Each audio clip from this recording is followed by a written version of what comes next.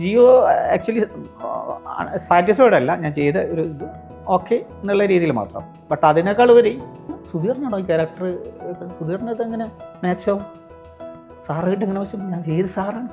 എനിക്ക് ഇങ്ങനെ ചെറിയ ടെൻഷൻ കയറി. അങ്ങനെ 2-3 മലയാള സിനിമയിൽ ഒഴിവായി പോയിട്ടുണ്ട്. നല്ല പുറത്തോട്ട് കൊണ്ടുപോകുന്നു. ഞാൻ ചോദിച്ചാൽ എന്താണ് ഇത് പരിപാടി.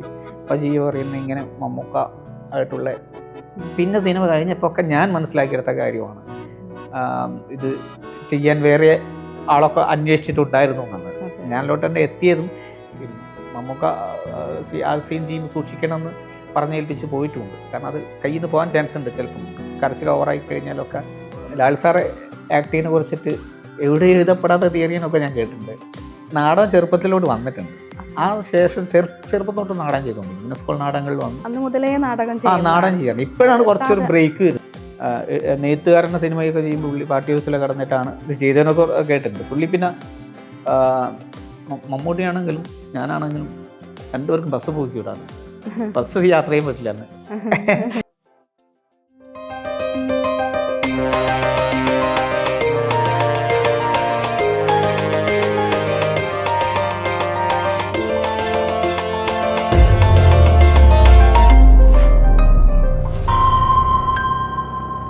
ജിയോ ബേബി ആയിട്ട് നല്ലൊരു ബന്ധമാണെന്ന് തോന്നുന്നു അല്ലേ, നല്ലൊരു കണക്ഷൻ ആണ്. ഈ ഒരു ക്യാരക്ടർ കാതൽ എന്ന് പറഞ്ഞ മൂവിയിലേക്ക് സെലക്ട് ചെയ്യാനുണ്ടായ ഒരു ഇതും ഒക്കെ ഒന്ന് പറയാമോ? ജിയോ പറയുന്നത് ഇന്റർവ്യൂലൊക്കെ പറഞ്ഞ് എൻ്റെ അടുത്ത് പറഞ്ഞ കാര്യം ഞാൻ പറയാം. ഞാൻ ഈ സിനിമയുടെ ഈ സെലക്ഷനുമായിട്ട് ബന്ധപ്പെട്ട് എറണാകുളം പോവുകയും അവിടെ ഒരു ഓഡിഷൻ ചെയ്യുകയും ചെയ്തിട്ടുണ്ടായിരുന്നു. അപ്പോൾ അത് ചെയ്ത സമയത്ത് ജിയോ ആക്ച്വലി സാറ്റിസ്ഫൈഡ് അല്ല ഞാൻ ചെയ്ത ഒരു ഇത് ഓക്കെ എന്നുള്ള രീതിയിൽ മാത്രം. ബട്ട് അതിനേക്കാൾ ഉപരി എൻ്റെ ലുക്കിനായിരുന്നു പ്രശ്നം. ലുക്ക് ഞാൻ കുറച്ച് യങ് ലുക്കായിട്ട് അന്ന് ഡൈ ഒക്കെ അടിച്ചിട്ട് കുറച്ച് നാരയുള്ള ഭാഗമൊക്കെ ഡൈ ഒക്കെ അടിച്ചിട്ട് പോയത്. അതിന് വേറൊരു ഷോർട്ട് ഫിലിം വർക്കുള്ള സമയത്ത് ചെയ്യേണ്ടി വന്നതാണ്. അപ്പോൾ നമ്മൾ വിളിക്കുന്ന ഏത് ക്യാരക്ടർ ചെയ്യാനൊന്നും എന്തിനാണെന്ന് പോലും ഏത് സിനിമയിലാണ് പോലും എനിക്കറിയില്ല. അവിടെ പോകുന്നു നോക്കുമ്പോൾ കാണുമ്പോൾ ഇങ്ങനെ അയ്യോ ചേട്ടാ അങ്ങനത്തെ അങ്ങനെ ഫ്രഷ് ഫീലാണല്ലോ ഇതെന്താ അങ്ങനെ പറയുന്നു. കുറച്ച് കഴിഞ്ഞ് മേക്കപ്പ് മാൻ എത്തുന്നു. അമലെത്തിയപ്പം അമലിനെ നേരത്തെ അറിയാം. അമൽ സുധീറിനാണോ ഈ ക്യാരക്ടർ, സുധീറിനത് എങ്ങനെ മാച്ചാവും സാറായിട്ട് ഇങ്ങനെ വെച്ചാൽ ഞാൻ ഏത് സാറാണ് മമ്മൂട്ടി സാറായിട്ട് എങ്ങനെ മാച്ചാവും വെച്ച് ഇതെന്താ പരിപാടി ഈശ്വർ എന്ത് മാച്ച് എന്ത് അങ്ങനെ ഇതാകുക. അപ്പം ഞാൻ അങ്ങനെ എനിക്ക് ഇങ്ങനെ ചെറിയ ടെൻഷൻ കയറി. അങ്ങനെ 2-3 മലയാള സിനിമയിൽ ഒഴിവായി പോയിട്ടുണ്ട്. നല്ല വേഷത്തിൽ കാസ്റ്റ് ചെയ്യപ്പെട്ടിട്ട് ഓഡിഷൻ കഴിഞ്ഞ് കാസ്റ്റ് ചെയ്യപ്പെട്ടിട്ട് അവസാന നിമിഷം ഇല്ലാതായി പോയ പടങ്ങളുണ്ട്. അപ്പം എനിക്ക് ആ അനുഭവം തികട്ടി വന്നു. ഞാൻ വിചാരിച്ചു എന്താണ് അങ്ങനെ കൺഫ്യൂഷൻ അടിച്ചു നോക്കുമ്പോൾ ഞാൻ ജിയോ ആയിട്ടുള്ള സൗഹൃദം ഞാൻ പറയാം നല്ല പുറത്തോട്ട് കൊണ്ടുപോകുന്നു. ഞാൻ ചോദിച്ചാൽ എന്താണ് ഇത് പരിപാടി.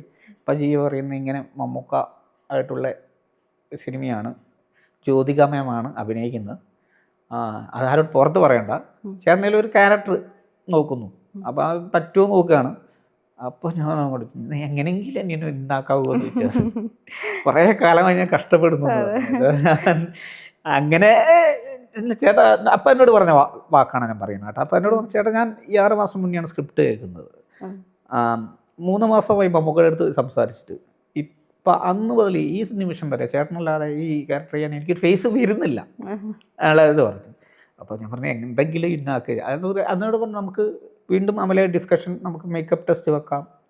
അപ്പം ഞാൻ പറഞ്ഞു ഇതൊക്കെ ഡൈ ആണ് ഞാൻ കാണിച്ചു തരാം കംപ്ലീറ്റ് ഫ്രഷ് ഫേസ് ഒക്കെ നോക്കിയിട്ട് കാണിച്ചു തരാമെന്ന് പറഞ്ഞിട്ട് പിന്നെ 2 ദിവസം വരെ അറിയാൻ ഞാൻ എറണാകുളം താമസിച്ചു. 2 ദിവസം താമസിച്ചിട്ട് ഞാൻ ഫുള്ള് ഈ നമ്മുടെ പാരഷ്യൂട്ട് വെളിച്ചെണ്ണയൊക്കെ വാങ്ങിയിട്ട് ഇങ്ങനെ അടിച്ചിട്ട് എൻ്റെ ഹെയറിൽ വെളിച്ചെണ്ണ വെച്ചാൽ ഭയങ്കര ഡെപ്തില്ലാത്ത മുടിയാണ്. അപ്പം പെട്ടെന്ന് തലയുടെ ഉൾവശമൊക്കെ കാണും, നമ്മുടെ കഷണ്ടി കാണും ചെറുതായിട്ടുള്ള. അപ്പോൾ ഈ കഷണ്ടിയൊക്കെ കാണിച്ച് കുറേ ഫോട്ടോസ് ഇട്ട് കൊടുക്കാൻ 2 ദിവസമായിട്ട് എറണാകുളം താമസിക്കുക. ഇവരറിയാതെ താമസിക്കുക ഞാൻ. ശരി മേക്കപ്പ് ടെസ്റ്റ് പിന്നെ മടുത്ത് അവസാനം ജിയോ ബേബി എന്ന് പറയുന്നത് ചേട്ടാ മതി ഇല്ലെങ്കിൽ നമുക്ക് വേറെ പടം ചെയ്യാമെന്ന് തന്നെ പറയുന്നു. അപ്പോൾ എനിക്ക് കുറച്ച് ടെൻഷനായി. പിന്നെ ഞാൻ വിചാരിച്ചു എല്ലാം ഉപേക്ഷിക്കപ്പെട്ടു എന്നുള്ള രീതിയിൽ നിന്ന് ഞാൻ ട്രെയിൻ പിടിച്ച് കയറി നാട്ടിലോട്ട് കയറുമ്പോൾ തൃശ്ശൂർ എത്തുമ്പോൾ അമൽ വിളിക്കുന്നു ചേട്ടാ നാളെ നമുക്ക് മേക്കപ്പ് ടെസ്റ്റ് നോക്കാം. അപ്പോൾ ഞാൻ പറഞ്ഞു ഞാൻ പോയിട്ടില്ല അമല ഞാനിവിടെ ഉണ്ട് തൃശ്ശൂർ എത്തിയിട്ടില്ല, ഞാൻ വേണേൽ ഇപ്പം തിരിച്ചു വരാം. എന്നോട് പറഞ്ഞു വേണ്ട ചേട്ടാ നാളെ വന്നു മതി, എനിക്കിന്ന് വർക്ക് ഉണ്ടെന്ന് പറഞ്ഞു. അപ്പം ഞാൻ വീണ്ടും കോഴിക്കോട് വന്ന് ഞാൻ പിറ്റേ ദിവസം അവിടെ പോയിട്ട് മേക്കപ്പ് അപ്പോഴത്തേക്കും കുറച്ച് അന്ന് ഡൈ അടിക്കാൻ നരയൊക്കെ കയറി വന്ന് കുറച്ചുകൂടി വേണ്ട മുടിയൊക്കെ പുള്ളി അവിടെ നിന്ന് ഇങ്ങോട്ടൊക്കെ ആക്കി മേക്കപ്പ് ചെയ്തപ്പോഴാണ് ഇതിലേക്ക് ഇവിടെ ഇന്ന വന്നത്. ആക്ച്വലി അത് എന്നെ വെച്ചിട്ട് മേക്കപ്പിലൊക്കെ പിന്നെ വെച്ചിട്ട് അത് മുന്നേ ചെയ്ത ഓഡീഷൻ പിന്നെയും ചെയ്യുന്നു. ഞാൻ ജിയോയായിട്ട് സംസാരിക്കുന്നു, കുറേ റൂമിൽ ഇരുന്ന് സംസാരിക്കുന്നു. അങ്ങനെ ആ ഓഡീഷൻ ഒന്നുകൂടി ചെയ്തപ്പോഴാണ് അതെടുത്ത് മമ്മൂക്കയ്ക്ക് അയച്ചു കൊടുത്തു എന്ന് തോന്നുന്നു. മമ്മൂക്ക ഡൺ പറഞ്ഞപ്പോഴാണ്, മമ്മൂക്ക തന്നെയായിരുന്നു പ്രൊഡ്യൂസർ. അപ്പം ഡണ്ണ് പറഞ്ഞപ്പോഴാണ് സമാധാനമായത്, ഇതിലോട്ട് എത്തിയത്. പിന്നെ ജിയോ ബേബിയിലെ കണക്ഷൻ എന്ന് പറഞ്ഞാൽ നേരത്തെ ഞാൻ ഗ്രേറ്റ് ഇന്ത്യൻ കിച്ചണിൽ അഭിനയിച്ചിട്ടുണ്ടായിരുന്നു. ആക്ച്വലി ഞങ്ങളിലൂടെ ഒരു സിനിമ ഗ്രൂപ്പുണ്ട്, ചെറിയ ഗ്രൂപ്പാണ്, സിൽമ സിദ്ധാർത്ഥ പറഞ്ഞൊരു ഗ്രൂപ്പുണ്ട്. ആ ഗ്രൂപ്പിൽ എല്ലാവരും സിനിമക്കാരാണ്. സിദ്ധാർത്ഥ ശിവയുടെ സിനിമ 2015 അയൻ ചെയ്തപ്പം ഉണ്ടായ സൗഹൃദത്തിൻ്റെ മുകളിലുണ്ടായ ഗ്രൂപ്പാണ്. സിദ്ധാർത്ഥ തന്നെയാണ് ക്രിയേറ്റ് ചെയ്തിട്ടുണ്ട്. സിദ്ധാർത്ഥൻ്റെ സിനിമകളിൽ അഭിനയിച്ച കുറച്ച് പേര്, അങ്ങനെ ജിയോ ബേബി അതിൻ്റെ അസോസിയേറ്റ് ആയിരുന്നു. അപ്പോൾ അങ്ങനെ സിദ്ധാർത്ഥ ശിവ, മുസ്തഫ, പിന്നെ ഫാൻറ്റം പ്രവീണ്, അങ്ങനെ കുറേ പേരുണ്ട്, ഷൈൻ ചേട്ടൻ, അങ്ങനെ കുറേ പേരുണ്ട് സിനിമയായിട്ട് ബന്ധപ്പെട്ട്. പ്രഭാത്, ഒരുപാട് പേര്, എല്ലാ സിനിമക്കാരുണ്ട്, സുധീഷ് ചേട്ടൻ നമ്മുടെ നടനൊക്കെ ഉണ്ട്. ആ ഗ്രൂപ്പിൽ ഇങ്ങനെ ഉള്ള ബന്ധം. അപ്പോൾ ഇടയ്ക്ക് ഞങ്ങൾ കണക്റ്റഡായി. ഗ്രൂപ്പിൽ ഓരോരോ ഇൻസിഡൻസ് ഉണ്ടാവും, അങ്ങനെ കാണാൻ ഞങ്ങൾ ഗെറ്റ് ടുഗദർ ഉണ്ടാവും. അങ്ങനെ ഗ്രേറ്റ് ഇന്ത്യൻ കിച്ചണിൽ ഞാൻ അഭിനയിക്കുന്നു. അതിൻ്റെ ഒരു ഭാഗമായിട്ട് സിനിമ ഉണ്ടാവും. ഗ്രേറ്റ് ഇന്ത്യൻ കിച്ചണിൽ അഭിനയിച്ച ശേഷം ജിയോ ബേബി എന്നോട് പറഞ്ഞ കാര്യമാണ്, എൻ്റെ എല്ലാ സിനിമയിലും ചേട്ടൻ ഉണ്ടാവും, ചേട്ടൻ്റെ റിയാക്ഷൻസൊക്കെ കൊള്ളാം, ഒന്നും കളയാനില്ല എന്ന് പറഞ്ഞിട്ടുള്ളൊരു. പിന്നെ എല്ലാ സിനിമയിലും ഞാൻ ചെറിയ ചെറിയ വേഷങ്ങളുണ്ട്. ഫ്രീഡം ഫൈറ്റിൽ ഞാൻ ഉണ്ട്, പക്ഷേ ജിയോ ചെയ്ത സെഗ്മെൻറ്റിലല്ല, കുഞ്ഞില മസ്ലാമണി ചെയ്ത അസംഘടിത സെഗ്മെൻറ്റിൽ. അത് അന്ന് വൈറലായിരുന്നു. മൂത്രമൊഴിച്ച അവിടെ കിഴുകളുണ്ടോ എന്ന് വെച്ച് ശ്രദ്ധയായിട്ടുള്ളൊരു ചെറിയൊരു ഇതുണ്ടായിരുന്നു. അത് വേറെ രീതിയിലാണ് അത് എടുത്തതെങ്കിൽ ഭയങ്കര വൈറലായിരുന്നു. ആക്ച്വലി അത് ആ സിനിമയായിട്ട് റിലേറ്റഡ് ആയിട്ടുള്ള ഭയങ്കര ഒരു ചോദ്യമാണ് അതിൽ ചോദിക്കുന്നത്. ഭാര്യ ഭർത്താവിനോട് ചോദിക്കുന്നത്, അത് സിനിമ കണ്ടവർക്ക് മനസ്സിലാവും. പക്ഷെ അതിലേക്ക് ആദ്യം നിർദ്ദേശിച്ചത് ജിയോ ബേബി ആയിരുന്നു. പിന്നെ ഉണ്ടായത് പിന്നെ അടുത്ത ശ്രീധന്യ കാറ്ററിംഗ് സർവീസ് ചെയ്തപ്പം അതിലുണ്ട്. അപ്പോഴൊക്കെ ഞാൻ ഒരു ദിവസം ഞാനോട് ചോദിച്ചു, നീ എനിക്ക് എല്ലാത്തിലും ചെറിയ വേഷം, എനിക്ക് ചെറിയ വേഷത്തിൻ്റെ അല്ല. അപ്പം ഞാൻ പരിചയപ്പെട്ട ചില പേരൊക്കെ കുറച്ച് വലിയ വേഷങ്ങളൊക്കെ ചെയ്യുന്നുണ്ട് അടുത്തടുത്ത പടത്തിലൊക്കെ. അപ്പം ഞാൻ ചോദിച്ചു, മറ്റവർക്ക് വലിയ വേഷം കിട്ടുന്നില്ല, എനിക്കൊരു ബുദ്ധിമുട്ടില്ല, പക്ഷേ എനിക്ക് വലിയ വേഷം കിട്ടാത്തതിൽ നല്ല ബുദ്ധിമുട്ടുണ്ട്. അങ്ങനെയൊക്കെ ഉണ്ടായിട്ടുണ്ട്. പക്ഷെ അപ്പോഴൊക്കെ ജിയോ ഒരു ബോംബ് എനിക്ക് കരുതി വെച്ചിട്ടുണ്ടെന്നുള്ളത് എനിക്ക് അറിയില്ലായിരുന്നു.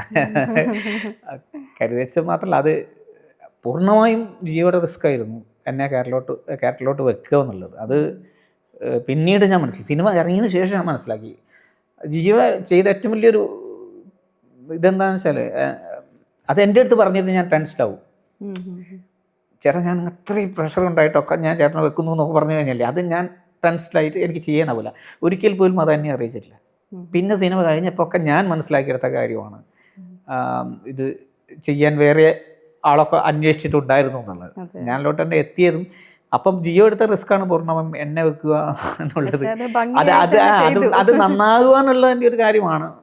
അത് സിനിമ ചെയ്യുമ്പം ഇതൊന്നും അറിയാതെ തന്നെ എനിക്ക് ഇത് ഏറ്റവും മികച്ചതാക്കണമെന്നുള്ള രീതിയിൽ ഞാൻ വർക്ക് ചെയ്തുകൊണ്ടിരുന്നുണ്ട്. അങ്ങനെ കുറേ ഇൻസിഡൻസ് അതിൻ്റെ ഇടയിലൊക്കെ ഉണ്ടായിട്ടുണ്ട്. ഇങ്ങനെ ഇൻ്റർവൽ സീക്വൻസ് ഒക്കെ ചെയ്യുമ്പോൾ അന്ന് ഇപ്പോൾ പുലർച്ചെ ഞാൻ തീരെ ഉറങ്ങിയിട്ടില്ല. ഐ മീൻ 4 മണിക്കാണ് ഇട്ടിട്ട് ഒരു ക്യാരക്ടർ നോട്ടുണ്ട്. ക്യാരക്ടർ നോട്ടിൽ പോയിട്ട് അതിൽ തന്നെ ഇരുന്നു മമ്മൂക്ക ആ സീൻ ചെയ്യുമ്പോൾ സൂക്ഷിക്കണമെന്ന് പറഞ്ഞേൽപ്പിച്ച് പോയിട്ടുമുണ്ട്. കാരണം അത് കയ്യിൽ നിന്ന് പോകാൻ ചാൻസ് ഉണ്ട്. ചിലപ്പം കരച്ചിൽ ഓവറായി കഴിഞ്ഞാലൊക്കെ അത് മെലോ അടിച്ചിട്ട് വേറെ രീതിയിൽ ആൾക്കാർ എടുത്താൽ പ്രശ്നമില്ല. പക്ഷെ പിന്നെ എനിക്ക് ആ സിനിമ ഇറങ്ങിയപ്പം ആ ഇൻ്റർവൽ സീക്വൻസിൻ്റെ പേരിലാണ് ഞാൻ ഏറ്റവും കൂടുതൽ എനിക്ക് അപ്രീസിയേഷൻസ് കിട്ടിയതും. അപ്പോൾ അതിനുവേണ്ടി വർക്ക് ചെയ്താൽ നമ്മൾ വർക്ക് ചെയ്യുന്നതല്ല, സിനിമ ഒരിക്കലും നടൻ്റെ കലയല്ല, അദ്ദേഹത്തിൻ്റെ കല അഭിനേതാവ് വലിയൊരു ടൂളാണെന്ന് മാത്രമേ ഉള്ളൂ. അപ്പം അത് നമ്മുടെ എല്ലാവരും ഇപ്പോൾ അതിൽ എല്ലാ സ്ഥലത്തും ഞാൻ പറഞ്ഞു, ഇതിൽ ഡയറക്ടർ മാത്രമല്ല, എല്ലാവരും director, cameraman, script writer, editor, പിന്നെ ഞാൻ പറയില്ലേ മുട്ടുസൂചി എടുത്ത് വെച്ചവൻ വരെ എനിക്ക് തന്ന സപ്പോർട്ട്. നമ്മൾ അവിടെ ആ സീനിൽ ചെയ്യുമ്പം ചേട്ടാ നന്നായിട്ടാ അടിപൊളി ഇങ്ങനെ പിടിച്ചോ എന്നൊക്കെ പറഞ്ഞിട്ട് നമ്മൾ ശരിക്കും പല ചിലപ്പോൾ പ്രൊഡക്ഷനിൽ വർക്ക് ചെയ്യുന്ന ആൾക്കാർ വരെ നമ്മളെത്തുമെന്ന് പറയും. എന്നെ സംബന്ധിച്ച് ഭയങ്കര എനർജിയാണ്.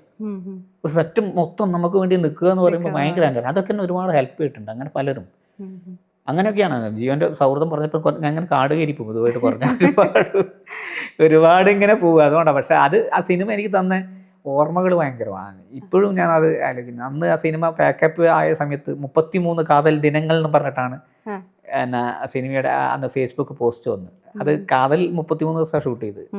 അതിൽ എനിക്ക് തോന്നുന്നു 4 ദിവസം അങ്ങനെ ഞാൻ നാട്ടിൽ വന്ന് പോയതല്ലാതെ ബാക്കി എല്ലാ ദിവസവും ഞാൻ സിനിമ സെറ്റിലുണ്ടായിരുന്നു. എനിക്ക് ഷൂട്ടില്ലാത്ത ദിവസവും അവിടെ പോയിരുന്നു. അങ്ങനെ ആ സിനിമ എപ്പോഴും നല്ല ഓർമ്മകൾ തന്നെയാണ്. എപ്പോഴും ജിയോയുടെ ആ സൗഹൃദം ഇപ്പോഴും ഉണ്ട്. പിന്നെ ജിയോയുടെ ക്യാരക്ടർ ചെയ്തവരായിട്ട് എപ്പോഴും ഒരു അടുപ്പാണ്. ജിയോ തന്നെ പറഞ്ഞ് ഞാൻ കേട്ടിട്ടുണ്ട്. വെയിറ്റ് ആൻഡ് കിച്ചൺ ചെയ്യുന്ന സമയത്ത് ജിയോൻ്റെ ക്യാരക്ടേഴ്സ് ചെയ്ത എല്ലാവരും ആൾക്കാർ അവൻ്റെ ക്യാരക്ടേഴ്സ് എല്ലാവരും. അപ്പം ഇപ്പം നിമിഷ, സുരാജേട്ടൻ അവരൊക്കെ വെയിറ്റ് ആൻഡ് കിച്ചണിൽ ചെയ്ത സമയത്തുണ്ടായ ഈ ഒരു ബന്ധമൊക്കെ ഇല്ല, അത് ഇപ്പോഴും ഉണ്ടെന്ന് എനിക്ക് തോന്നിയിട്ടില്ല. അത് അപ്പം ജിയോയുടെ മറ്റൊരു ക്യാരക്ടറാണ് ഞാൻ. ആ ഒരു ഇതും വാത്സല്യമൊക്കെ ഇപ്പോഴും എന്നോട് ഉണ്ട് എന്നല്ല. ആക്ച്വലി ഞാൻ ജിയോക്കോട്ട് ഏജ് കൂടുതലാണ്, സുധിയേട്ടാണ് എന്നെ വിളിക്കുക എന്നാലും പോലും. പക്ഷെ എൻ്റെ മനസ്സുകൊണ്ടാവാൻ ജ്യേഷ്ഠൻ എനിക്ക്. അതുപോലെ ഈ നാടകത്തിലൂടെയാണല്ലോ സുധിച്ചേട്ടൻ അരങ്ങേറുന്നത്. അപ്പം നാടകത്തിലെ അഭിനയവും സിനിമയിലെ അഭിനയവും തമ്മിലൊരു വ്യത്യാസം എന്താ തോന്നിയിട്ടുള്ളത്? ഇമോഷൻ വൈസ് വ്യത്യാസമില്ല. എനിക്ക് തോന്നുന്നു ഡെലിവറി എന്നുള്ള ഇത് മാത്രമാണ്. എല്ലാ ഇമോഷൻസും ഒന്നാണ്. അപ്പം മീഡിയ അറിഞ്ഞിട്ട് ഡെലിവറി ചെയ്യുക എന്നുള്ളതാണ്. അപ്പം ഇമോഷൻ എല്ലാ സ്ഥലത്തും ഇമോഷൻസ് ഒന്നാണ്. നമ്മൾ അത് അഭിനയിക്കുക എന്ന് പറയുന്നത് തന്നെ ശരിക്കും പറഞ്ഞാൽ നടിക്കുകയാണല്ലോ, ഒരു കളവ് കാണിക്കുകയാണ് ശരിക്കും, തോന്നിപ്പിക്കല. എനിക്ക് തോന്നുന്നു നാടകത്തിൽ കുറച്ചും കൂടി അതൊക്കെ തോന്നിപ്പിക്കാൻ വേണ്ടിയിട്ടാണ്. അത് അത്രയും ആൾക്കാർ നമ്മുടെ കണ്ണുകൊണ്ട് കാണുന്ന കാഴ്ചയിൽ കൂടെ കണ്ണെന്ന ക്യാമറ എന്ന് പറയും. ഇവിടെ നമ്മൾ സിനിമയായിട്ട് റിലേറ്റ് ചെയ്ത് പറയുമ്പോൾ കണ്ണെന്ന ക്യാമറ.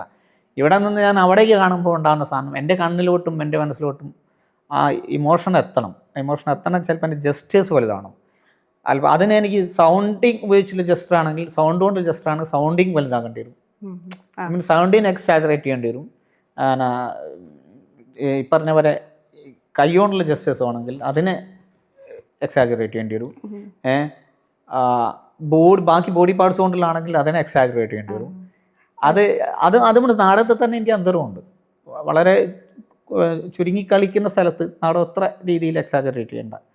ഇപ്പോൾ ലണ്ടനിലാണ് ഗ്ലോബൽ തിയേറ്ററിനെ കുറിച്ച് കേട്ടിട്ടുണ്ട്, ഷേക്സ്പീരിയൻ ഡ്രാമ നടക്കുന്നത്. അവിടെ വളരെ വലുതായിട്ട് നമ്മൾ സാധാരണ കാണുന്നതിൽ വളരെ വലുതായിട്ടാണ് അവിടെ ജസ്റ്റേഴ്സ് പോകുക എന്ന് പറയുന്നത് കേട്ടിട്ടുണ്ട്. അത് അത്രയുള്ള ഭയങ്കര വൈഡായിട്ടുള്ളൊരു സ്റ്റേഡിയം പോലത്തെ സ്ഥലമാണെന്ന് എനിക്ക് തോന്നിയിട്ടില്ല. അവിടെ അങ്ങനെ പ്രസൻറ്റ് ചെയ്യുന്ന രീതി അത് വേറെ രീതിയിലാണ്. അപ്പം അതിനെ തന്നെ ഇപ്പം ഞാൻ സീരിയലിൽ ഇങ്ങനെയല്ല, സീരിയലിൽ ചിലപ്പം എക്സാജറേഷൻ, സീരിയൽ അത്രയും ആയിട്ട് തലയുടെ ഇത്ര ഫ്രെയിം വെക്കുമ്പോൾ എനിക്ക് തോന്നി കുറച്ചുകൂടി ലിമിറ്റ് ചെയ്യാൻ ചെയ്തുകൂടെ എനിക്ക് തോന്നിയിട്ടുണ്ട്. ലിമിറ്റ് ചെയ്താൽ, കാരണം അത്രയും ടൈറ്റാണല്ലോ ഒക്കെ, എത്ര വരെയൊക്കെ ക്ലോസ് വെക്കും. സിനിമയിൽ അത്ര വെക്കാറില്ല എന്നാണ് എനിക്ക് തോന്നിയിട്ടുള്ളത്. ഓരോ സിനിമയുടെ മേക്കിംഗ് രീതിയാണ് കേട്ടോ. അങ്ങനെ ഉണ്ടാകുമ്പോൾ അങ്ങനെ ഞാൻ ആലോചിക്കാറുണ്ട് കേട്ടോ. അപ്പോൾ അത് എനിക്കറിയില്ല. അതേപോലെ ഇങ്ങനെ ഡെലിവറി ചെയ്യുന്നതിലുള്ള അത് നിങ്ങളെ ഏത് രീതിയിൽ തോന്നിപ്പിക്കും എന്നുള്ളതാണ്. അത് പല രീതിയിലുണ്ടാകും. ചിലപ്പം പോസ്റ്റേഴ്സ് മതിയാവും, നമ്മൾ ചിലപ്പോൾ ഇങ്ങനെ നിന്നാൽ മതിയാവും, ഇങ്ങനെ പോസ്റ്ററിൽ നിന്നാൽ മതിയാവും. നമ്മൾ ടെൻഷനാണ് നല്ല സാധനം, ഞാൻ എവിടെ നോക്കേണ്ട ആവശ്യമില്ല. ഇപ്പം ഇങ്ങനെ ഉണ്ടാവില്ല. അതിപ്പോൾ നാടകത്തിലുണ്ടാകും പോസ്റ്റേഴ്സ് വേറെ രീതിയിൽ. ചില ബോഡി ഒന്നായിട്ട് ഇങ്ങനെ എന്നിട്ട് ആയിരിക്കും കൂടുതൽ എക്സാജറേറ്റ്. എനിക്ക് അങ്ങനെയാണ് തോന്നിയിട്ടുള്ളത്. പിന്നെ അങ്ങനെ തോന്നിയിട്ടുള്ളതെന്ന് വെച്ചാൽ ഞാൻ ഇത് നമ്മളെ മാത്രം തോന്നലുകൾ ഉണ്ടായിട്ടല്ല കേട്ടോ. ഒരുപാട് ആൾക്കാരുമായിട്ട് നമ്മൾ ഇതിൻ്റെ മാസ്റ്റേഴ്സായിട്ട് സംസാരിച്ചിട്ട് നമ്മുടെ സംശയങ്ങൾ ക്ലിയർ ചെയ്തിട്ടാണ് ഇപ്പോൾ ഒരു കൺക്ലൂഷനിലെത്തി. പക്ഷേ ഇതും നാളെ പൊളിക്കപ്പെടും. വേറെ രീതിയിൽ ഒരാൾ ചെയ്ത് കാണിക്കുമ്പോഴാണ് ഇതൊരിക്കലും നിൽക്കുന്നില്ല. നാളെ ഓരോരുത്തർ വേറെ തിയറി ആയിട്ട് വരുമ്പോഴാണ് ഇത് പൊളിക്കപ്പെടുന്നത്. ഇപ്പം ലാൽ സാറെ ആക്ടിങ്ങിനെ കുറിച്ചിട്ട് എവിടെ എഴുതപ്പെടാത്ത തിയറിയെന്നൊക്കെ ഞാൻ കേട്ടിട്ടുണ്ട്. അതൊക്കെ ആലോചിക്കുമ്പോൾ ഓരോരുത്തർ ഉണ്ടാക്കുമ്പോഴാണ്, തിയറി ഉണ്ടാക്കുമ്പോഴാണ് നമുക്ക് മനസ്സിലാക്കി ഇങ്ങനെയും ചെയ്യാലോ എന്നൊക്കെ. അപ്പോൾ അതെന്നും ശാശ്വതമല്ല. പക്ഷെ എനിക്ക് തോന്നിയൊരു കാര്യം പറഞ്ഞു എന്നുള്ളൂ. സുചേട്ടൻ ഒരുപാട് നാടകം ചെയ്തിട്ടുണ്ടായിരുന്നോ? ഞാൻ നാടകത്തിലോട്ട് വന്നത്, അപ്പം ഞാൻ ഒരു വേദി പറയാം. അപ്പം എൻ്റെ ഒരു നാടകത്തിലൂടെ ഞാൻ വന്നത് അന്ന് ബാലവാടി എന്നാണ് ഞങ്ങൾ പറയുക. അംഗനവാടി, എൻ്റെ ചെറുപ്പത്തിൽ ബാലവാടി എന്നാണ് പറയുക. ഇപ്പം അംഗനവാടിയിലാണ് ഞാൻ ആദ്യമായിട്ട് നാടകത്തിൽ അഭിനയിക്കുന്നത്. ഞാൻ സ്മരിക്കുകയാണ്. ഇപ്പം എൻ്റെ ഒരു ഗുരു എന്നെ നാടകത്തിലോട്ട് കൊണ്ടുവന്ന എൻ്റെ ഒരു ഗുരു ശ്രീ രാമോദരേട്ടൻ എന്ന് വിളിക്കുന്ന കഴിഞ്ഞ ആഴ്ച അന്തരിച്ചു. പുള്ളിയാണ് എന്നെ നാടകത്തിലോട്ട് കൊണ്ടുവന്നത്.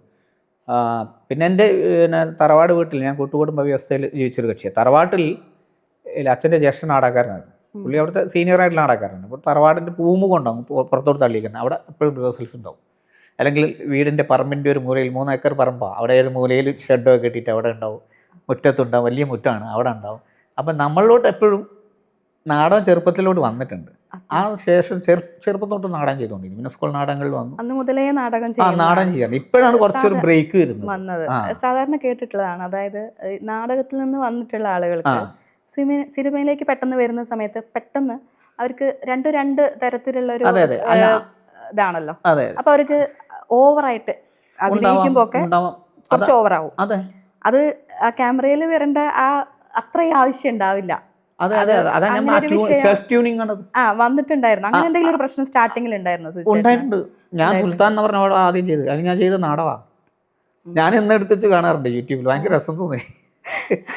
അത് നാടകത്തിന്റെ അംശം കൂടുതലുണ്ട്. പക്ഷെ നമുക്ക് ഒരാൾ പറഞ്ഞു തരുമ്പോഴാണ്. ഒരിക്കലും അന്നൊക്കെ ക്യാൻ ഫിലിമാണ്. ക്യാൻ ഫിലിം എന്ന് പറഞ്ഞാൽ നമുക്കത് ഇങ്ങനെ കാണാൻ പോലും പറ്റില്ല. ഇന്നാകുമ്പോൾ ഡീറ്റെയിൽ ആയത് കാരണം എങ്ങനെ വേണം കാണാം. നമ്മൾ ചെയ്ത് കഴിഞ്ഞിട്ട് അയ്യോ അത്ര വേണ്ടല്ല, അപ്പോൾ ലിമിറ്റ് ചെയ്യാം. കഴിഞ്ഞ ദിവസം ഒരു സിനിമ കാണിക്കുന്നു, ശ്രുതി ഇത് വന്നത് കണ്ടത് അപ്പോൾ ഞാൻ ഇത് വേണ്ട. നമുക്കറിയില്ല, മീഡിയ ഇപ്പോൾ പ്രത്യേകിച്ച് ടെക്നിക്കൽ സൈഡ് നമുക്ക് ഒന്നും അറിയില്ല. എന്താണ് ആ ക്യാമറയുടെ ആംഗിൾ എന്താണെന്ന് ഞാൻ അല്ലാണ് എത്ര നമ്മളിങ്ങനെ പറയുമ്പം ഈ രീതിയിൽ ഉണ്ടാവും. ഒരുപാട് അപ്ഡേഷൻസ് വരുന്നതാണ്. ക്യാമറ നിങ്ങൾ ഏത് ലെൻസ് ഉപയോഗിക്കുന്നു ആ രീതിയിലും ഞാൻ എക്സ്പീരിയൻസ്ഡ് ആയിട്ടില്ല. ബട്ട് നമുക്കത് ഇപ്പോൾ ഡിജിറ്റൽ ഫോർമാറ്റിൽ കാണാം, അന്നേരം തന്നെ കാണാമല്ലോ. ഈ കാണുമ്പോൾ നമുക്കതിനെ കറക്റ്റ് ചെയ്യാം അവിടെ വെച്ചിട്ട്. നേരത്തെ അതിന് സാധ്യതയല്ല. അപ്പോൾ അത് കറക്റ്റ് ചെയ്യപ്പെടുന്ന അത് ട്യൂണിങ് ആണ്, വല്ല സെൽഫ് ട്യൂണിങ് ആണ്. ഞാൻ ഇത്ര ചെയ്താൽ, ഇത്ര മീറ്ററിൽ ചെയ്താൽ അത് അവിടെ ഉണ്ടാവും, ഈ രീതിയിൽ ഉണ്ടാവും എന്നുള്ള രീതി. അതാണ് ഇത്രയും വലിയ ലെജൻഡറി ആയിട്ടുള്ള നമ്മുടെ ആക്ടേഴ്സൊക്കെ. ഇപ്പം ലാലേട്ടനും പിന്നെ മമ്മൂക്കയൊക്കെ ഇപ്പോൾ വന്ന് ഇതിനെ കുറിച്ച് കേട്ടിട്ടുണ്ടല്ലോ. ഇപ്പം വേൾഡ് വൈഡായിട്ട് തന്നെ 6-7 സ്ഥാനത്തൊക്കെ വന്ന് കിടക്കുന്നു എന്ന് പറഞ്ഞു കഴിഞ്ഞാൽ അവരൊക്കെ എങ്ങനെ വർക്ക് ചെയ്യുന്നുണ്ടാവുന്നില്ല. കണ്ടിന്യൂസ്ലി അവർ എന്തായാലും അതുണ്ടാവും. ട്യൂണിങ്, സെൽഫ് ട്യൂണിങ് ഉണ്ടാവും. അതൊരു പ്രോസസ്സായിരിക്കും. It's a working factory always. എല്ലാവരും ഒരു ആക്ടറിൻ്റെ രീതി അവർ എപ്പോഴും വർക്ക് ചെയ്തുകൊണ്ടിരിക്കുന്നുണ്ടാവും. അങ്ങനെ കേട്ടിട്ടുണ്ട് മമ്മൂക്കയെ കുറിച്ച് കേട്ടു കുറച്ച് അങ്ങനെയുള്ള കാര്യങ്ങളിൽ. ചോദിച്ച ചിലപ്പം പറയാൻ സാധ്യതയുള്ള ഉത്തരം മമ്മൂക്കാന്നായിരിക്കും, എന്നാലും ഞാൻ ചോദിക്കുകയാണ്, മമ്മൂക്ക ഫാനാണോ അല്ലെങ്കിൽ ലാലേട്ടൻ ഫാനാണോ? എനിക്ക് അങ്ങനെയൊന്നുമില്ല. എനിക്ക് ചില ക്യാരക്ടേഴ്സ് മമ്മൂക്ക ചെയ്യുന്നത് ഭയങ്കര, ഇപ്പം ഞാൻ പറയാം മമ്മൂക്ക ചെയ്താൽ ഞാൻ കരയും. കാതൽ ചെയ്തപ്പം ഞാൻ ചെയ്ത വേഷത്തിലല്ല, എൻ്റെ ഇമോഷൻസിലല്ല ഞാൻ കരഞ്ഞത്. മമ്മൂക്കയുടെ ഈ പെർഫോമൻസിലാണ് ഞാൻ കരഞ്ഞിട്ടുള്ളത്. ലാസ്റ്റിൽ അച്ഛനോടത്തുള്ള സീക്വൻസ്, അത് അങ്ങനെയുള്ള ചില സാധനങ്ങളാണ് ഞാൻ കരഞ്ഞിട്ടുള്ളത്. അതുകൊണ്ട് ലാൽ സാറ് വേറൊരു രീതിയിൽ ഈസ്നെസ് എന്ന് പറഞ്ഞു കഴിഞ്ഞാൽ അത് വേറെ ഒരു, എനിക്ക് തോന്നുന്ന മാജിക് വേറൊരു രീതി അങ്ങനെ തോന്നാറുണ്ട്. അപ്പം പണ്ടൊക്കെ എനിക്ക് ഓർമ്മയുണ്ട്. പണ്ട് ഞങ്ങളെ വീടിനടുത്ത് ഒരു ഷോപ്പുണ്ട്, ഒരു ചെറിയ, അവിടെ സോഡ മേക്കിംഗ് സ്ഥലമാണ്. അവിടെ ഒരു പഴയ ഹോട്ടലായിരുന്നു. അവിടെ ഞങ്ങൾ മത്സരമായിരുന്നു. അന്ന് ഞാൻ ലാൽ സാറ് ഫാനായിരുന്നു ചെറുപ്പത്തിൽ. പിന്നെ അപ്പുറത്ത് മമ്മൂക്ക ഫാന്. എന്നിട്ട് നമ്മളിങ്ങനെ ഫോട്ടോ ഒട്ടിച്ച് വെക്കുമായിരുന്നു അങ്ങോട്ടും ഇങ്ങോട്ടും ഭാഷയ്ക്ക്. നാനയിലും മറ്റേ ചിത്രമേലൊക്കെ വരുന്ന ഫോട്ടോ. അപ്പോൾ അതൊക്കെ അല്ല, പിന്നെ നമ്മളെ പ്രോസസ്സിൽ പിന്നെ ഇതിലോട്ട് മനസ്സിലാക്കി വരുമ്പോഴാണ് അന്ന് പിന്നെ നമുക്ക് എന്താ വെച്ചാൽ നമ്മുടെ എന്താ പറയുക, ബാല്യകാലത്തിലെ ചില ഇതുണ്ടാവില്ല, അങ്ങോട്ടും ഇങ്ങോട്ടും വാശികൾ മറ്റെങ്ങനെയൊക്കെ ഉണ്ടാവില്ലേ. എനിക്ക് തോന്നുന്നു ഇപ്പോഴും ഫാൻ ഫൈറ്റുകൾ എപ്പോഴും അങ്ങോട്ടും ഇങ്ങോട്ടും വാശികൾ, അല്ലാണ്ട് ഇതന്നെ അന്ന് ഇവർ ഇങ്ങനെ പറഞ്ഞല്ലോ, അല്ലെ മറ്റേ ഇങ്ങനെ പറഞ്ഞല്ലോ, അത് പകരം പറയുക, അങ്ങനെയുള്ള കാര്യങ്ങളാണ്. പക്ഷേ ആക്ച്വലി എൻ്റെ എല്ലാ ഇന്നറിലോട്ട് നമ്മൾ ഇറങ്ങിക്കഴിഞ്ഞാൽ രണ്ടാളും വേറെ രീതിയിൽ ലെജൻസ്. രണ്ടാളും മാത്രമല്ല, ഇപ്പം ഫഹദ് ഒക്കെ ഫഹദ് എന്ന് പറഞ്ഞ വേറെ രീതിയിൽ കമ്പയർ ചെയ്യാൻ പറ്റും. ഫഹദ് ഈസ് വേറെ സ്റ്റൈലിൽ. അത് ഫഹദ് ഫാസിലാണ്. ഞാൻ കഴിഞ്ഞ ദിവസം ഉറക്കത്തുണ്ട് ഫഹദിൻ്റെ ഞാൻ ഇങ്ങനെ ഫഹദ് മാത്രം ഉറക്കത്തുണ്ട്. ഫഹദ് ഫാസിലാണ്. ഒരു പ്രാവശ്യം എനിക്കൊരു ഭാഗ്യം ഉണ്ടായിട്ടുണ്ട്. പുള്ളിക്ക് അയാൾ ഞാനല്ല എന്നൊരു പടത്തിൽ ട്രാക്ക് ഡബ് ചെയ്യാൻ, അതിൽ കൊയിലാണ്ടി സ്ലാങ് ആയിരുന്നു. അതിലൊരു 60% ഓഫ് ഫിലിമിന് ഞാൻ ട്രാക്ക് ഡബ് ചെയ്യാൻ ഒരു അവസരം ഉണ്ടായി. അത് കൊയിലാണ്ടി സ്ലാങ് ആയത് കാരണം, ഞാൻ ബാലുശ്ശേരിക്കാരനായതുകൊണ്ടും. അപ്പം അന്ന് പടം ഇറങ്ങിയ സമയത്ത് വേറെ ഒരാളായിട്ട് സംസാരിച്ചപ്പോൾ എൻ്റെ അടുത്ത് ഫോൺ തന്ന് ജസ്റ്റ് ഒരു തവണ എനിക്ക് സംസാരിക്കാൻ അവസരം കിട്ടി. പക്ഷേ ഇപ്പോഴും എനിക്ക് പുള്ളിയുടെ അടുത്തെത്താൻ പറ്റിയിട്ടില്ല. എന്തെങ്കിലും വിധത്തിൽ ഇപ്പോൾ മഹേഷൻ്റെ പടം ചെയ്ത അതിലുണ്ട്, പക്ഷേ ഒരിക്കലും ഞങ്ങൾ തമ്മിൽ കോമ്പിനേഷൻസ് ഇല്ല. അപ്പോൾ ഉള്ള ദിവസമെങ്കിലും പെടാൻ പറ്റുമെന്ന് വിചാരിച്ചു. അത് നടക്കുന്നുണ്ട്. എനിക്ക് ഒരു ദിവസം കൂടി ഉള്ളൂ മഹേഷൻ്റെ പടത്തിൽ. അപ്പം അത് ഇപ്പോഴും ആ ഡ്രീം അവിടെ കിടക്കുന്നു. അതുകൂടെ അഭിനയിക്കാനൊരു കിട്ടുക എന്ന് പറഞ്ഞാൽ അത് വേറൊരു ഭാഗ്യമായിട്ട് തന്നെ. ഫാസിൽ എന്ന് പറഞ്ഞാൽ നടൻ നിങ്ങൾ ഇപ്പോൾ മെൻഷൻ ചെയ്യാത്തതിനെ കൊണ്ട് എനിക്ക് മെൻഷൻ ചെയ്യുന്നു തോന്നിയതാണ്. അത് പക്ഷേ സത്യസന്ധമായിട്ട് പറഞ്ഞതാണ്. ഇപ്പം സിനിമയിൽ വന്നതിന് ശേഷമുള്ള ലൈഫ് ചേഞ്ച് ഒക്കെ ഒന്ന് പറയാമോ? അതായത് ഇപ്പം ആളുകൾ തിരിച്ചറിയാൻ തുടങ്ങിയോ? കുറച്ചും കൂടെ ആളുകളുടെയൊക്കെ ഒരു സമീപനം എങ്ങനെയാണ്? അത് ഞാൻ എൻജോയ് ചെയ്യുന്നുണ്ട്, കാര്യം എൻജോയ് ചെയ്യുന്നു. ബട്ട് അത് മെയിൻറ്റെയിൻ ചെയ്ത് പോകാനൊന്നും എനിക്ക് പറ്റില്ല. ഞാനാണ് ആക്ച്വലി എൻ്റെ ഇന്നർ ഞാനാണ്. പക്ഷെ അത് ആദ്യം ഒരു തരത്തിൽ ഭയങ്കരമായിട്ട് എൻജോയ്മെൻറ്റ്. കാരണം നമ്മൾ നാടകത്തിൽ അഭിനയിച്ചിട്ട് ഇത്രയും ഇത് കിട്ടിയിട്ടില്ല. അപ്പം ഇതിലോട്ട് വന്നപ്പോഴാണ് ഒരുപാട് പേര് സെൽഫി പ്രൈവസിയെ ബാധിക്കുന്ന പോലെ തോന്നി. അങ്ങനെ തോന്നിയിട്ടുണ്ട്. പ്രൈവസി അത് ആ സമയത്ത് ഇപ്പം ഞാൻ അങ്ങനത്തെ എസ്റ്റാബ്ലിഷ്ഡ് ആർട്ടിസ്റ്റൊന്നും അല്ല. എന്നാലും പോലും കാതൽ ഇറങ്ങിയ സമയത്ത് പിന്നെ ഞാൻ അതും കഴിഞ്ഞ് പിന്നെ IFFK നടക്കുന്ന സമയത്ത് അന്ന് ആ സമയത്ത് ട്രിവാൻഡ്രം ഒരു 5 സ്ഥലത്ത് ഈ സിനിമ കളിക്കുന്നുണ്ട് പുറത്ത്. അപ്പം എനിക്ക് IFFKയുടെ വേദിയിലോട്ട് കടക്കുമ്പോഴേക്ക് തന്നെ ബൈറ്റ് കൊടുക്കുക, അങ്ങനെയുള്ള സെൽഫി എടുക്കുക. ഞാൻ ആക്ച്വലി കാതലിറങ്ങി IFFKയിൽ കണ്ട 2 സിനിമകളുള്ളൂ. ഒന്ന് ഫാമിലി എന്ന് പറഞ്ഞ പടം ഡോൺ പിലാത്രയുടെ, ഒന്ന് കാതലോ. എനിക്ക് സിനിമ കാണാൻ സാധിച്ചിട്ടില്ല. നമ്മൾ IFFK വെന്യൂയിലോട്ട് പോകുമ്പോൾ തന്നെ ബൈറ്റ് എടുക്കാൻ വരുമ്പോൾ വരും. അവിടെ പോയി നിന്നിട്ട് സിനിമ ഹാളിലോട്ട് നടക്കുന്ന അങ്ങോട്ട് അല്ലെങ്കിൽ സെലക്ഷൻ പ്രോസസ്സൊന്നും നടന്നിട്ടില്ല. അപ്പോൾ ഞാൻ ആകെ സഫോക്കേറ്റഡായി. GOB ഒരു വേറെ സ്ഥലത്തുണ്ടാകും, അങ്ങോട്ട് പോകുന്നു, ഇടയ്ക്കിടയ്ക്ക് കാണും. നമ്മുടെ ടീമൊക്കെ പല ഭാഗത്തായിട്ടുണ്ട്. പക്ഷേ ഓരോ ഇൻ്റർവ്യൂ ഇങ്ങനെയൊക്കെ ആയിട്ട് പോകുന്നു ഇതായിട്ട്. അങ്ങനെ ഞാനൊരു 4-5 ദിവസം കഴിഞ്ഞിട്ട് പെട്ടെന്ന് ഞാൻ വണ്ടി കയറി പോകുന്നു നാട്ടിലേക്ക്. അങ്ങനെ ഉണ്ടായിരുന്നു. പക്ഷേ ഇത് എന്ന് പറഞ്ഞാൽ അത് ഞാൻ പറയാം, എനിക്ക് മെയിൻറ്റെയിൻ ചെയ്യാൻ അറിയില്ല ഈ കാര്യം. ഇപ്പം അങ്ങനെ ആയതുകൊണ്ട് ഒരുപാട് പേര് ഇതാവുന്നില്ല. പിന്നെ പലരും ഇപ്പം നരിവേട്ട ഇറങ്ങിയത് കാരണം ചിലർ പറഞ്ഞ സെൽഫി എടുക്കാൻ വരും. ഇപ്പോഴത്തെ സ്റ്റാറ്റസ് ഞാൻ ചെയ്യുന്നുണ്ട് കൂടുതൽ, അത് അധികമാവാതെ. അതെ.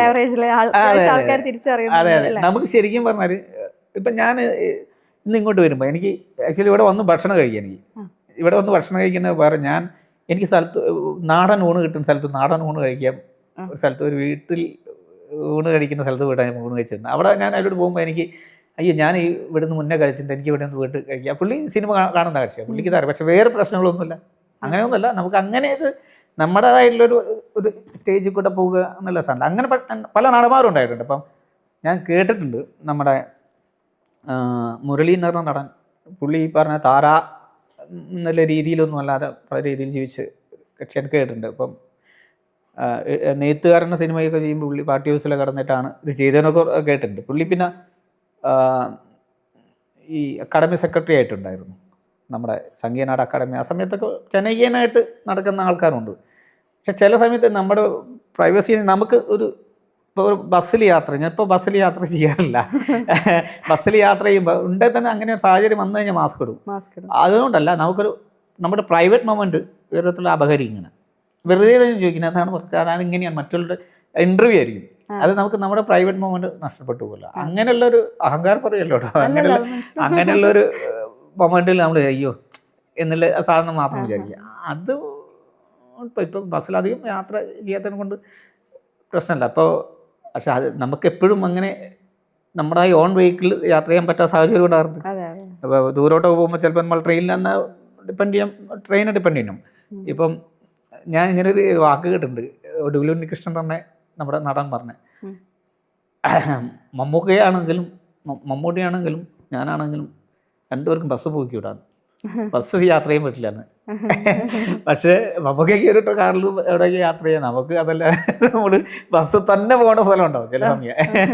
അത്രയും ദൂരം ട്രാവൽ ചെയ്യാൻ നമുക്ക് ചിലപ്പം അങ്ങനെ ഒരു സാഹചര്യം, ഒരു എക്സ്പെൻസ് കിട്ടൂല, അല്ലെങ്കിൽ നമുക്കത് മീറ്റ് ചെയ്യാൻ പറ്റില്ല, അങ്ങനെയുള്ള കാര്യങ്ങളുണ്ട്. അങ്ങനെ അപ്പോൾ സുധിച്ചേട്ടാ ഒരുപാട് സന്തോഷം. ഇനിയും സുധിച്ചേട്ടൻ ആഗ്രഹിക്കുന്ന പോലെ നല്ല നല്ല ക്യാരക്ടറുകൾ ചെയ്യാൻ പറ്റട്ടെ. ഇതുപോലെ മമ്മൂക്കയുടെ കൂടെ ഇനിയും ധാരാളം അവസരങ്ങൾ കിട്ടട്ടെ. അപ്പം മൂവി ഗാലറിയിൽ വന്നതിനും ഞങ്ങൾക്ക് ഇങ്ങനെ ഒരു ഇൻ്റർവ്യൂ തന്നതിനും വളരെയധികം സന്തോഷം. Thank you so much. നിങ്ങളുടെ നാവ് പൊന്നാവട്ടെ. നമ്മുടെ പടങ്ങളൊക്കെ വരുമ്പോൾ, അല്ലെങ്കിൽ ഞാൻ പറയല്ല വലിയ വേഷങ്ങളും ആയിക്കൊള്ളണമെന്നല്ല, നമ്മുടെ മൂവി ഗാലറി സപ്പോർട്ട് ചെയ്യുക. നിങ്ങളെല്ലാവരും പ്രേക്ഷകരെല്ലാവരും സപ്പോർട്ട് ചെയ്യുക. എനിക്ക് നല്ല നല്ല വേഷങ്ങൾ ചെയ്ത് മുന്നോട്ട് പോകണമെന്ന് ഇനിയും ഉണ്ട്. അപ്പം ഞാനിവിടെ പറഞ്ഞിരുന്നെങ്കിൽ തെറ്റുകുറ്റങ്ങൾ ഉണ്ടെങ്കിൽ ക്ഷമിക്കുക, സദയം തിരുത്തുക. എന്തെങ്കിലും ഉണ്ടെങ്കിൽ താങ്ക് യു.